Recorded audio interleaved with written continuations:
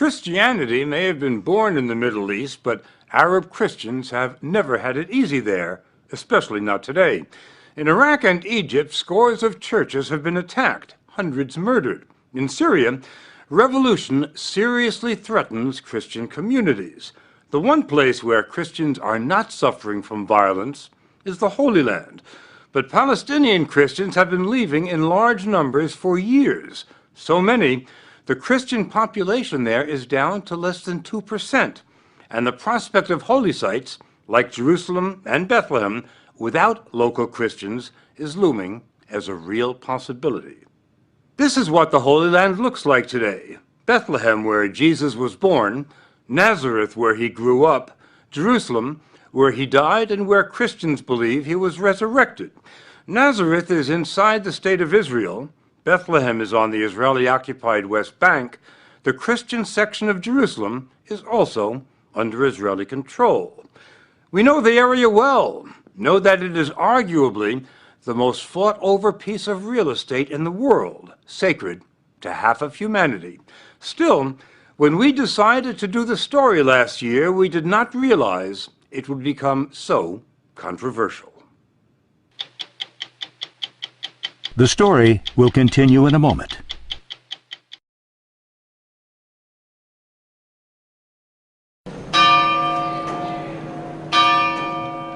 Our story begins in Bethlehem, where it all began. We went to St. Catherine's in the Church of the Nativity. For local Catholics, this is their parish church. The day we went, a confirmation was underway. Father Marwan Didas, a Franciscan, led one child after another up to the altar, watched by proud parents. The church was so crowded, it was difficult to believe that Christians now make up only 18% of what was for centuries an overwhelmingly Christian town. We are the living stones of the Holy Land. From here it all started. And it had to continue. It's a must. It must continue. If there is no people, no Christians here, it will never continue. Here in Jerusalem, the numbers are even bleaker than in Bethlehem. Inside here, famous church. Theophilus III, the patriarch of the Greek Orthodox, has lived through the decline. His church, the Church of the Holy Sepulchre, is the most sacred site in Christendom. He took us up to the roof. You've got to know a patriarch to get here. Come in. So you are in the Holy Sepulchre, inside the Holy Sepulchre. Just inside here is the tomb. That is, the tomb which covers the site of the resurrection. When you first came here in 1964, what was the percentage of Christians in the old city? There were around 30,000 of Christians living in the old city. And now how many are there? Very few. So few, some 11,000 Christians out of a population of almost 800,000, just 1.5%. Religious leaders are afraid Jerusalem could become a museum, a spiritual theme park, a great place for tourists and pilgrims, but not for the Arab Christians whose roots date back to the church's very beginnings. Christianity started here. The only thing that Palestine was able to export so successfully was Christianity. Mitri Raheb is a Palestinian, a Christian, and a Lutheran minister from Bethlehem. He runs schools, cultural centers, and health clinics. Christianity has actually on the back a stamp saying, "Made in Palestine." Palestinian Christians, once a powerful minority, are becoming the invisible people, squeezed between a growing Muslim majority and burgeoning Israeli settlements. Israel has occupied the West Bank for 45 years. If you see what's happening in the West Bank, you will find that the West Bank is becoming more and more like a piece of a Swiss cheese, where Israel gets the cheese, that is the land, the water resources, the archaeological sites, and the Palestinians are pushed in the holes behind the walls. Israel built the wall over the last 10 years, which completely separates Israel from the occupied West Bank. The wall was built to stop Palestinian terrorists from getting into Israel, and it's worked. Terrorism has gone down 90%. At the same time, the wall completely surrounds Bethlehem, turning the little town where Christ was born into what its residents call an open-air prison. Do you remember the day they put up the wall? Yeah, actually it was in 2003, and I was about 14 years old. I went to school one day and came back and found the wall surrounding the house. Christy Anastas lives with her mother Claire, her father, brother, and sister in this house, which is surrounded on 3 sides by the wall. How do you live with this? Well, it's not easy actually, but you get used to it because you have to. The Anastas family lives on the 3rd floor. This is the view from the kitchen, from the master bedroom and bathroom. The children's room has a good view of this Israeli guard tower. The family runs a souvenir shop on the ground floor, sells Christian artifacts on what used to be the busiest commercial street in town. Now, it's a dead end. Members of your family have already left, Yes. and they have asked you to leave too. Yes. What do you say to them? I told them we have to stay. We need to stay and struggle and fight. This is our cross. For all Palestinians, just leaving Bethlehem is a struggle. Getting to Jerusalem, only 7 miles away, whether it's to pray, go to a doctor, visit family members, or work, means going through this Israeli checkpoint. That can take hours. But before Palestinians can get even this far, they need a permit from the Israelis, which can take weeks or months to obtain and is frequently denied.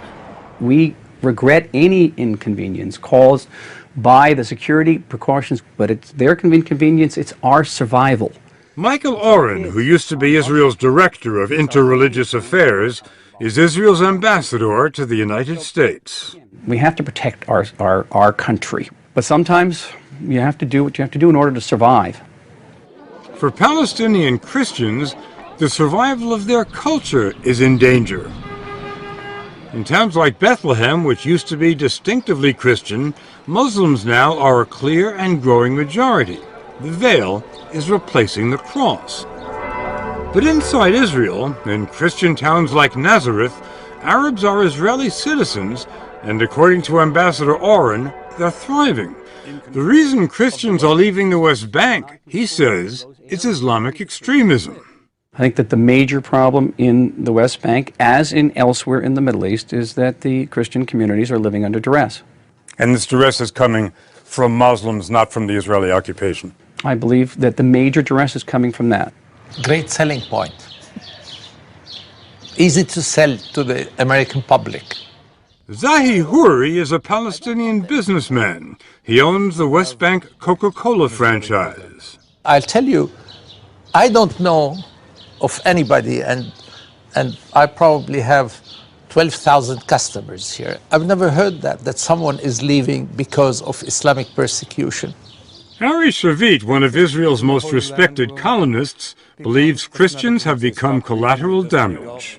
I think this is a land that has seen in the last century a terrible struggle between political Judaism and political Islam in different variations. And the Christians are being squeezed in the middle between the Jews and the Muslims.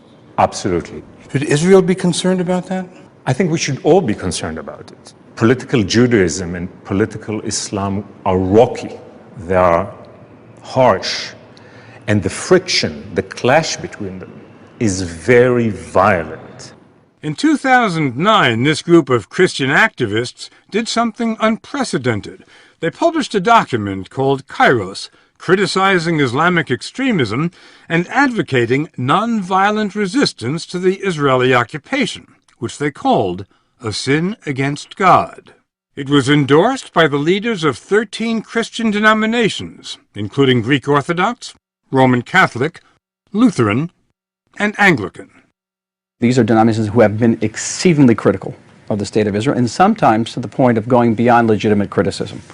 And so, what does that mean, to go beyond legitimate criticism? Accusing us of crimes that would be very, I think, historically associated with anti-Semitism. And it was actually so inflammatory, Bob, that many of us didn't even bother responding to it. They are fearful of this document because they are afraid this might influence the Christian world. Reverend Raheb, who helped write the document, says it's anything but anti-Semitic. This document doesn't ask for violence, it doesn't ask for revenge. The most powerful thing in this document actually is that asking for hope and love and faith. Do you think the Israeli government ever thinks of the fact that if Christians aren't being treated well here, and America is an overwhelmingly Christian country, that this could have consequences?